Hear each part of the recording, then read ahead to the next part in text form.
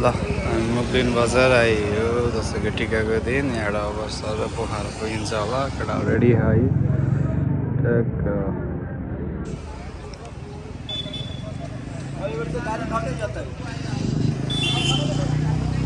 यहाँबाट रातिसम्म पोखरा पुग्ने गरी चाहिँ टाइम 3:30 बजे दिउँसोको सकेसम्म माथि जाने है ल बाइकले धोका दियो पोखरा पनि पुग्न सकेन अब आफै यस्तो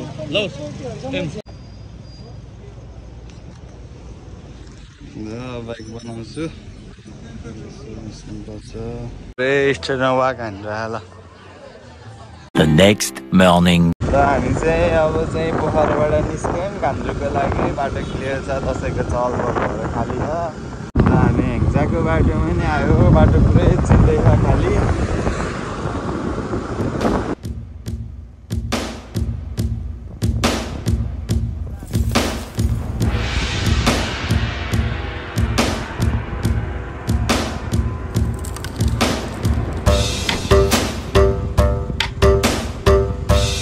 केटाहरूले नौडाँडाको भुटान हान्दै दाजुभाइले ट्विन्स लाएर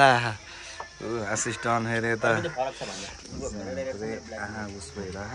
धुलो लास्टै गाह्रो भइरह अहिले नौडाँडामा पाल मिठो हानिरह बिहान बिहान केटाहरू भोकले हातेर एकदम रान हाम्रो चाहिँ यता यस्तो बाहिर आइटम खानाको देखान केटाहरू बादल ल खाना यसै अल्छी लागेर पारा हालत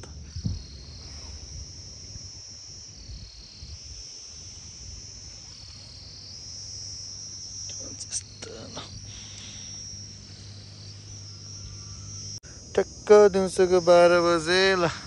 घाम्रो जुन यो बादलले जुन यहाँ यस्तै देखिरह घाम चाहिँ छेउको यो टल्किरह टक्कै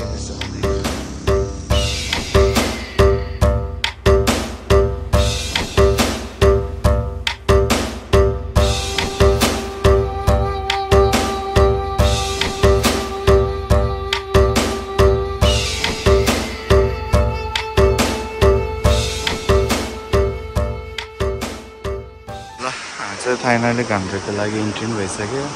कस्तो राम्रो घरहरू अझै पनि पुरानो घर बवाल देखेर केटा रेडी हाम्रो बाटो चाहिँ यही रहेछ बाटैभरि धानै धान परिरह बवाल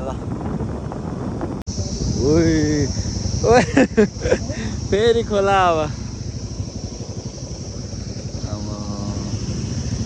जाँडा हाल्यो उता गाडी जाँडा हाल्यो त्यहीँबाट हाल्नुपर्छ है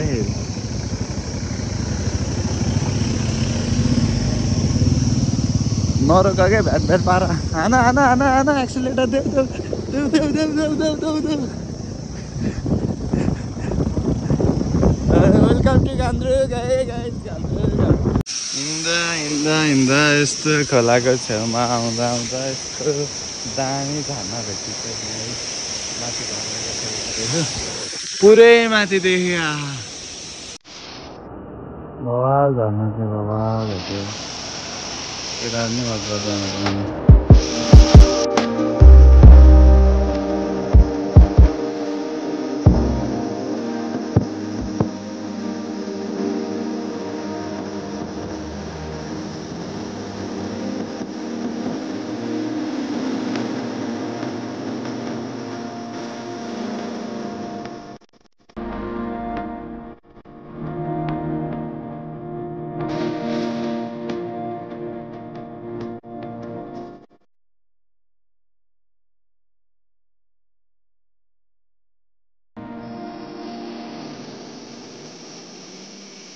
बल्ल बल्ल आउँदै घान्द्रुकको डेस्टिनेसन नि आइसक्यो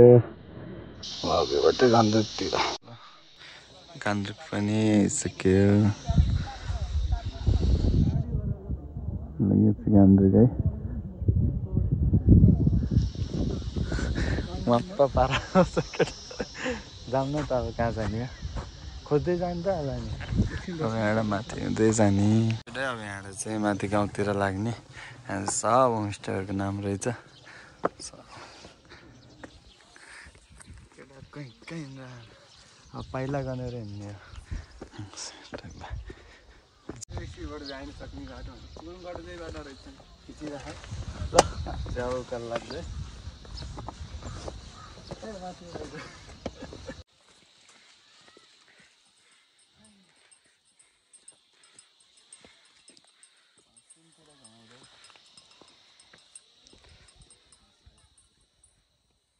आजको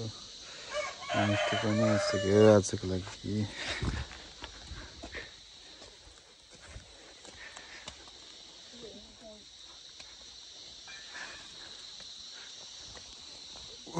कुकुरको टिका मात्र आइरहेको बसिरहेको बस्ने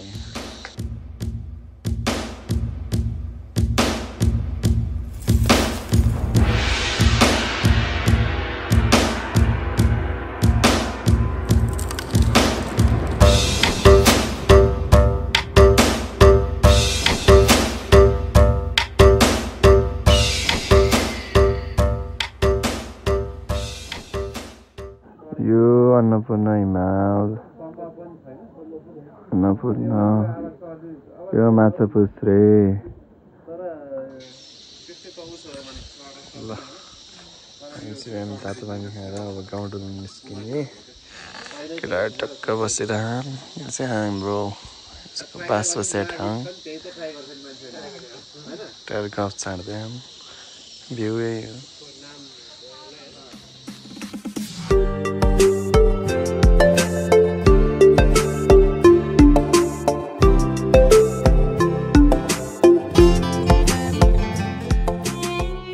ल कस्तो भइरहेको पुरै हिँड्दा ल गाउँहरू चाहिँ यस्तै रहेछ यस्तो यस्तो घरहरू बाटोहरू यस्तो छ टाढो हिँड्दा फुलहरू फुलिरह हिमालहरू छ्यालाङ्गै देखिँदो रहेछ होइन चाहिँ पुरै यहाँबाट भ्यू हेर्नको लागि हिँड्दैछ 10 मिनट भयो हिँडेको ल गाउँ चाहिँ यही रहेछ पुरानो जमानाको घरहरू अझै पनि है कस्तो राम्रो घामले टल्केको टक्क यो पनि हिमाल यहाँ देखिँदो रहेछ अनि यो चाहिँ गाउँहरू भइहाल्यो पुरै बस्ती खसे पनि